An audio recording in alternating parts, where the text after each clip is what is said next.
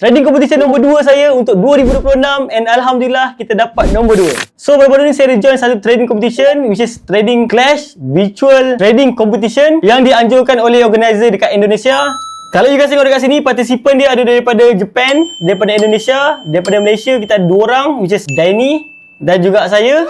And selebihnya tu memang daripada Indonesia and mereka ni memang semua trader power and influencer besar dekat Indonesia. Untuk trading competition ni mereka gunakan style kalah mati. Maksud dia apa? Dia akan divide group A dan juga group B. Setiap orang akan dirandomkan and setiap lawan yang kita jumpa tu, let's say kalau kita kalah, memang kita akan terus terkeluar. Kalau you guys boleh tengok kat sini, saya dapat kat group B. Starting, saya lawan dengan Ricky, Alhamdulillah saya menang.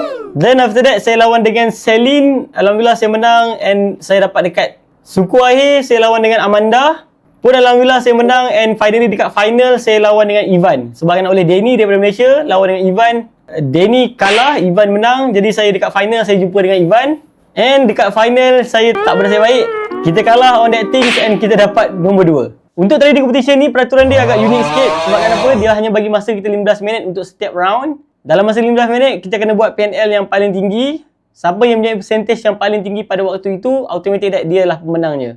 To be honest, saya rasa memang best gila buat trading competition. Sebabkan apa? Sebelum ni saya trade memang saya dah hilang rasa excited. Dengan masuk trading competition, saya punya adrenaline naik semula sebabkan ada nak kejarkan title winner tu. Jadi maybe nak tak kalau kita cuba try buat trading competition kita sendiri khas untuk semua followers Muras X. Kalau you guys berminat, make sure that you guys komen dekat bawah. InsyaAllah kita try buat yang terbaik.